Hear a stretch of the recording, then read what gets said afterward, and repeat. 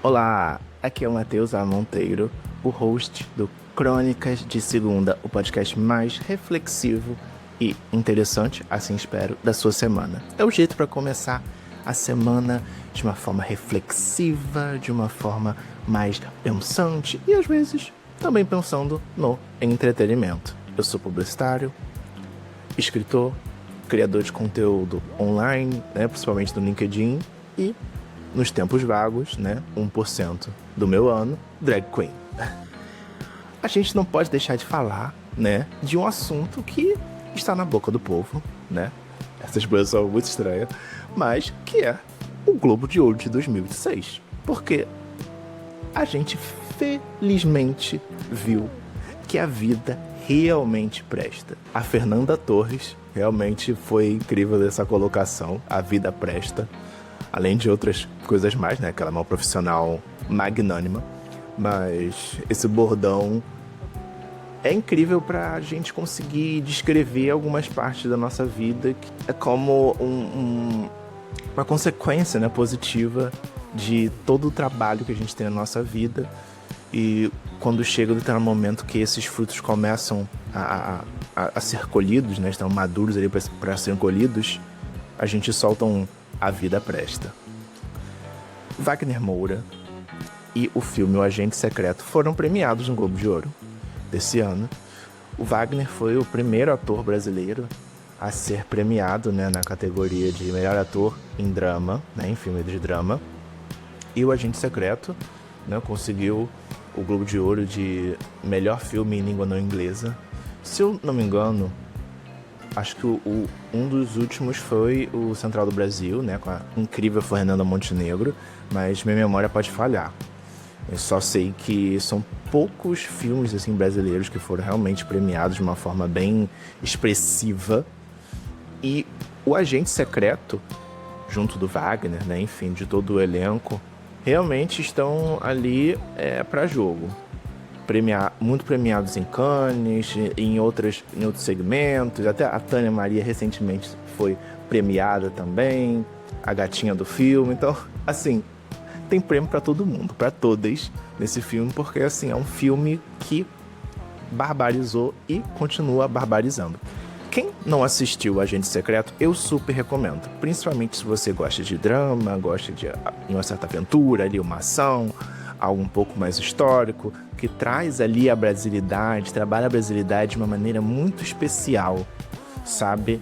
É uma maneira muito delicada que o texto foi ali costurado para que não tenham, assim, pontas soltas que fazem a gente ficar, tipo, chateado, entende? Esse filme não tem isso de forma expressiva. É um filme muito bem feito, dirigido, tem ali aqueles seus pontos que umas pessoas vão gostar e outras não, mas isso faz parte. A arte foi feita para ser interpretada por diversas pessoas e algumas pessoas vão curtir e outras não. É parte do jogo, entende? Mas a gente tem que valorizar o nosso cinema nacional, não só os filmes que ganham prêmios, no exterior, mas os filmes também aqui que estão no circuito doméstico, no circuito aqui do Brasil, que vão para os festivais, tipo o Festival do Rio, tem um festival até Mostra de São Paulo, se não me engano, que é esse o nome. Enfim, tem vários desses festivais e mostras que trazem talentos novos, às vezes alguns filmes de diretores, atores, atrizes, consagrados, mas tem esse equilíbrio e algo assim mais... assim, tem mais espaço, entende? Para ter algum tipo de inovação sem ser o mainstream, aquilo que você sabe que vai dar certo, ou aquelas comédias um pouco mais farofa que o brasileiro já curte, aparentemente, naturalmente. Mas nem tudo são flores. Por exemplo, a Marina Rodrigues, eu vou deixar o arroba dela, e tudo linkado aqui nas descrições, levantou um ponto muito importante na discussão, e até mesmo antes do Globo de Ouro, que é a questão da relação do Brasil em si, o Brasil como nação, e os streamings, e o Ministério da Cultura, tudo mais, que acaba que tem algumas negociações ou tiveram, ou estão em vias de, né? Mas existe isso, de uma regulamentação que beneficie muito mais esses streamings. Não vou me estender muito no assunto, porque não é a minha expertise, então por isso que eu vou indicar um conteúdo da Marina, que foi indicado para mim por um amigo do setor, né, do cinema. É importante a gente ficar alerta sobre essas nuances, né, do mercado, esses acontecimentos que muitas vezes não tomam os grandes jornais, a não ser quando tem algum escândalo, enfim, ou que seja de interesse de alguns jornais, porque o setor, né, ali do cinema movimenta muitos empregos, movimenta muito a economia, né? Ao contrário do que os negacionistas falam, né? São cerca de 600 mil pessoas ali empregadas, né, pelo setor. Então, é algo muito relevante e, de certa forma, né, influencia diretamente na vida dessas pessoas. Não é algo ali super simples, supérfluo, né? Então, a gente tem que ficar de olho em todas essas questões, porque não adianta a gente evoluir de um lado e retroceder de outro. A gente sempre tem que seguir em frente para evoluir, né? E não justamente retroceder e que outras pessoas sejam influenciadas negativamente para que os streamings, as grandes empresas, conglomerados, sejam beneficiados com mais lucro ou assim com menos quantidade de imposto a declarar do que deveriam, né? Os mais ricos têm que pagar mais impostos do que os mais pobres. Isso é uma realidade que precisa existir. É um equilíbrio. Os próximos passos agora pro Agente Secreto provavelmente são ali do Oscar, né? Essa semana vai ter o anúncio, dia 22, se não me engano, né? E a gente vai com certeza ver... Não, com certeza é muito forte, né? Mas assim, é muito provável que o Agente Secreto seja indicado na categoria de melhor filme de língua inglesa, né? Enfim, melhor filme estrangeiro. E tem ali uma grande aposta de que o Wagner também será indicado. Então, vamos ver aí em que categoria a gente vai ser agraciado nesse Oscar. E eu espero que venha para casa novamente, porque o sabor de fazer história de um ponto de vista positivo, né, não de vivenciar a história negativa, é muito bom.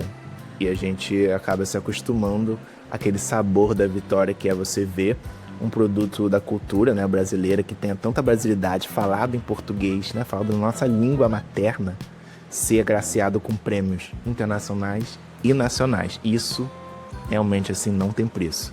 Dá mais orgulho ainda de ser brasileiro. É claro que eu falar de eu ter orgulho de ser brasileiro não significa que eu não vejo todos os problemas e que eu não vivenciei vários problemas e ainda vivencio. O país tem problemas sim, mas é o nosso país e a gente tem todo o direito de lutar para que as coisas aqui melhorem.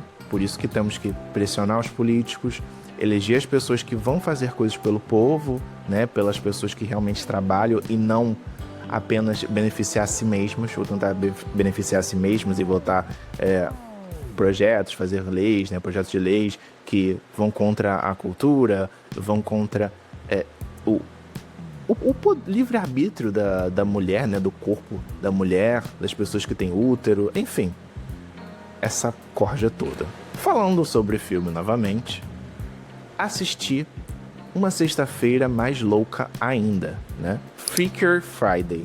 Eu sempre boto o título em inglês no episódio porque é mais curto, né? Porque, assim, tem limite de caracteres ali, gente. Eu tenho que respeitar isso, né? Eu sou publicitário, tá na ata do publicitário respeitar esse tipo de coisa. Ou deveria. E, assim, eu não entendi muito bem por que esse novo filme com a Lindsay Lohan, né, que é uma continuação do Sexta-feira Muito Louca, né, Freak Friday, levou tanto hate assim do tipo, é um filme que apela só pra nostalgia. A gente já tem vários filmes que apelam pra nostalgia, pra conseguir dinheiro e ter uma boa bilheteria. E a gente já tá cansado desses filmes que com essa mesma fórmula e tudo mais. E assim, é claro que o filme apela pela nostalgia, porque é uma continuação. Mas não é como se fosse, tipo, um ano depois do lançamento do primeiro. Teve, tipo, acho que mais de 20 anos. Foi um pique de algo assim. Então, gente, é claro que tem alguns traços, personagens, citações do filme que originou o segundo, né? Por isso que é uma continuação, ou seja, precisa ter elementos do primeiro ou algo minimamente construído para fazer sentido, né? Para ter uma ligação. A continuação funciona assim. E eu tô sendo didático porque ainda tô com o ranço de Stranger Things e é isso. E tipo, apelar pra nostalgia é algo que a gente realmente vê acontecendo ao longo do tempo e apelar pra algumas coisas que esses grandes conglomerados, né, veem que dá certo, a Marvel, né, a Disney em si separada, a Disney Pixar, a DreamWorks, enfim, todos esses conglomerados assim de entretenimento entendem uma forma ali de sucesso que realmente faz sucesso e vão replicando aquilo. Isso é notório, né, e já acontece há um tempo. Só que eu vejo que no Freaky Friday, acho que a história ela funciona sozinha como algo separado mesmo, entende? Você não precisa necessariamente ter assistido ao primeiro filme para entender completamente. Você pode assistir a continuação, às vezes sem ter esse conhecimento todo, ou tipo, assisti há muito tempo, não lembro de nada. Você acaba que você vai se lembrando, mas a história faz sentido em si, porque o ponto central da história é o relacionamento principal familiar, né? Então sempre tem o ponto de família que entra em atrito, mas o interesse amoroso de uma das mães, sempre assim. E tem toda... tem um cara também, né, que tá ali envolvido e tudo mais. E vai girando em torno disso. Só que dessa vez são 4 pessoas envolvidas na mágica, né, que acontece. E isso é interessante porque a gente vê ali o geracional, né? Eu não sei se na época do Sexta-feira Muito Louca eu não tinha maturidade suficiente para perceber, né, essas nuances, provavelmente não. O que eu acho interessante é que por mais que tenha todo esse choque geracional, né, acho que entre 3 gerações, dá para sentir que ainda tem aquela magia, entende? Do primeiro filme ainda, não tão literalmente. Então o filme faz muito sentido sozinho. Não foi aquele feito pra ser assistido com uma segunda tela, dá pra enxergar isso. É claro, o filme, você não vai esperar que o filme seja uma revolucionária, vai mudar sua visão de mundo, é super profundo e tudo mais. É uma farofa que foi bem feita. Tem uma certa criatividade ali, né? Por fazer essas trocas e tudo mais. Repete algumas coisas do primeiro filme, mas as estruturas em si do que exatamente as coisas que acontecem. Mas assim, é um filme pra família, então teoricamente você não vai esperar algo brutal. É pra passar uma mensagem boa, entende? Não precisa simplesmente terminar e um casamento vermelho, sabe? Enfim, eu falo muito sabe. Por mais que a gente não queira, o tempo, ele flui toda hora, o tempo inteiro. E o nosso corpo reage a isso. As coisas que a gente faz com o nosso corpo têm um impacto. E se a gente tá vivo, é pra viver. Então, o tempo passa e a gente pode decidir ali o que vai fazer. Esperar aquilo passar, ver aquilo passar igual um rio, assim, você tá na margem do rio, você fica vendo o rio passar. Ou você simplesmente vai tomar as rédeas ali da vida, aceitar algumas coisas, lidar com outras e seguir em frente, sabe? Acho que é um grande conselho que esse filme dá, uma grande lição de você fortalecer as suas relações fraternais, né? Uma coisa ali da família, porque no fundo todo mundo busca coisas muito parecidas. E você acolher a outra pessoa, às vezes significa você também acolher você mesmo. E o que também não quer calar, né? Falando sobre crianças, adolescências, coisas family friendly, é a revolução do Roblox. Que basicamente, eu vou ler aqui uma matéria da Carta Capital, tá? Pra vocês. E não é a revolução, é a revolta do Roblox.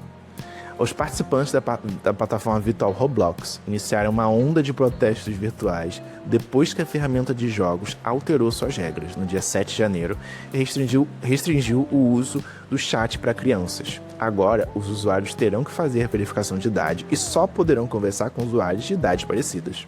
Além disso tudo, as crianças elas menores de 9 anos só terão o uso permitido com autorização dos responsáveis.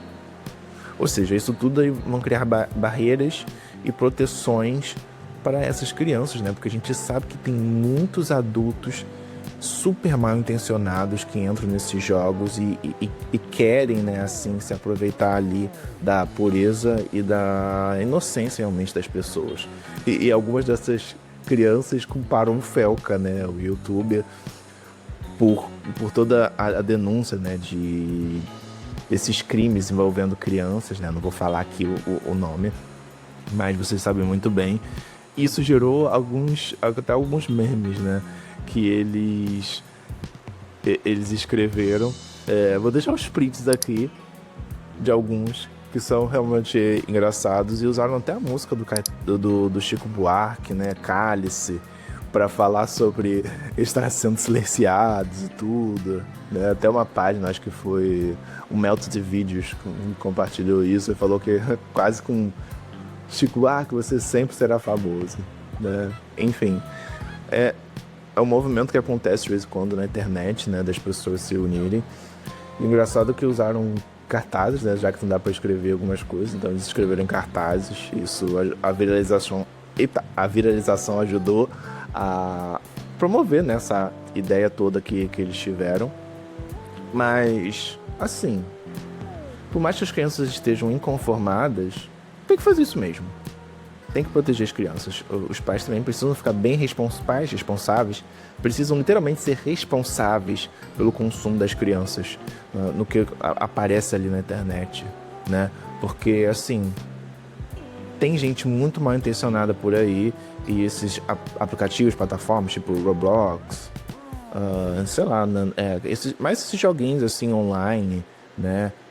Talvez aquele, não sei se Fortnite chega a ter isso.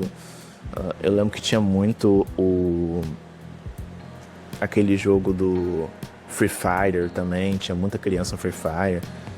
É importante monitorar esse tipo de comportamento e realmente fazer uma dosagem do tempo de tela, né? Porque as telas, elas às vezes fazem muito mais mal do que bem, principalmente para as crianças, né? Que tá ali todo aquele processo de formação cerebral, formação da personalidade, e tá suscetível a muita coisa, e ela não tem, muitas vezes não tem a maldade de lidar com o mundo, né? Porque muitas vezes o mundo é cruel, principalmente com crianças. E essas crianças que sofrem esse tipo de crueldade, né? Às vezes nem tanto física, mas assim psicológica, ou passa por um trauma causado por alguém mal intencionado, vai sofrer, né, provavelmente com aquilo ali por muito tempo. Só terapia mesmo, e acompanhamento, e pais responsáveis, cuidem das crianças, olhem o que elas estão fazendo, monitorem, não deixem pra lá. A gente não pode contar com a boa vontade e confiar no caráter dos outros, principalmente quem tá na internet, porque quem tá na internet às vezes sente que tá ali tudo protegido com armadura e tudo mais, e não é bem assim, não deve ser bem assim. A vida adulta às vezes é muito desafiadora, né? Eu tô perto dos meus 30, esse ano eu farei 30, se estiver tudo certo, mas até lá. E sei lá, é muito estranho a gente ver essa parte da crise dos 30, porque realmente acontece. você repensar a sua trajetória, o que você fez até aqui, o que você poderia ter feito diferente, enfim, várias coisas. E, ao mesmo tempo, é uma idade, é só um número. Só que os números, muitas vezes, importam demais, né? A gente vai fazer aqueles números mais significativos, 15 anos, não, 1 ano, 15 anos, 18, aí, sei lá, 25, 30, aí tem os 50, né? Enfim, 65, enfim, vários outros. E a gente se pega nessas coisas, né? Muito provavelmente por tradição, né? Que tem a ver com a cultura, com nossos signos, com nossas atividades que passam de geração em geração, né? E muitas vezes são fomentadas pelo próprio comércio, por conta de dinheiro, né? Óbvio. E, sei lá, é estranho, eu fico me questionando assim, será que eu deveria sentir isso mesmo, essa crise dos 30? Deveria ficar tão focado e tentar, sei lá, entregar um sucesso que teoricamente exigiu de mim, mas quem que exigiu isso? Quero saber uma pessoa, assim, que personifica, foi fulano de tal. Eu quero perguntar pra essa pessoa algumas coisas, do tipo, por que essa pessoa em 30 anos? Você vive no Brasil pra saber como que é a realidade aqui, como que era a realidade? A gente passou por uma pandemia. Esses anos da pandemia, eu acho que simplesmente deveriam ser excluídos da nossa idade. Do tipo, vão contar menos 3 anos, sabe? Porque, gente, pelo menos eu fiquei a maior parte do meu tempo assim, recluso. Entende? Eu fiquei em quarentena. Eu tinha medo de sair de casa. Eu estava o máximo possível. Então, sabe?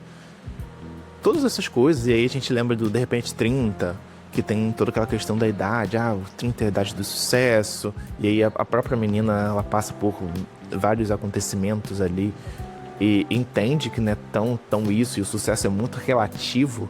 Depende da idade, né? Os 30 anos, às vezes, não tem sucesso. Às vezes você vai ter 30 mais 1 ano e aí você vai ter, né? A gente tem exemplos de artistas que nunca alcançaram o sucesso, né? Se eu não me engano, o termo é artistas maneiristas, que eles tiveram ali a vida e tudo, às vezes muito pobres, e não conseguiram alcançar ou a fama, ou o sucesso, o dinheiro, né? O prestígio que tem hoje em dia, tipo Van Gogh. Entende? Então, assim, e se eu for uma dessas pessoas? O que garante que eu não seja? É o que às vezes fica assim, batendo assim. Eu quero ver pelo menos um pouquinho de sucesso, sabe? Eu quero experimentar isso. E o começo dos 30, perto dos 30, talvez tenha uma cobrança externa e uma interna, né? Que a gente acaba internalizando. Isso me apavora.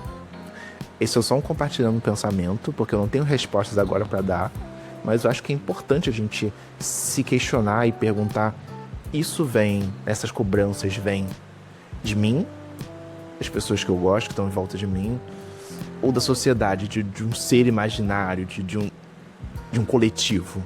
Isso vai realmente impactar minha vida? Sim ou não? Eu tive a oportunidade de estar junto com alguns amigos que têm filhos, essa semana, né, bem recentemente, e é tão interessante te ver a inocência da criança, o não ter alguns traumas e não ter algumas preocupações, entende? Eu fiquei muito pensativo com isso, porque eu até não escrevi umas coisas e eu só vou ler aqui o que eu pensei, que eu quero resgatar essa criança interior que habitava em mim, que era muito criativa e sonhava alto, e ressaltar, mas ao mesmo tempo trazer isso sem infantilizar, sabe? Trazer só a essência. Eu acho que é importante a gente manter a nossa criança interior, não mimada, mas feliz, alimentada do que vai fazer bem pra gente, como um combustível. E a alegria de ser criança muitas vezes é isso. A gente ter a criatividade, a gente ter a vontade de inovar, de seguir em frente e tentar. Errou, levanta, segue em frente de novo. Acho que essa talvez seja uma mensagem que eu gostaria de ouvir e eu espero ouvir daqui pra frente, porque eu vou tentar manter a minha rotina e dar a mão pro Matheus, de 8 anos, que sonhava em ser astronauta e ver todo o espaço de fora. Porque se a gente não tem sonho, muitas vezes a gente não tem perspectiva de vida. E é aí que mora o perigo. Sem romantizar. Mas é isso, sabe? A gente precisa de motivações. E é isso. Muito obrigado por ter ficado até aqui. Não se esqueça de se inscrever. Tô com uma meta de 500 inscritos. Se inscreva, me siga nas redes sociais e me diga o que você tá achando desse podcast, que é um reflexo de muitas coisas que eu penso, noias, no dia a dia. Tchau, tchau!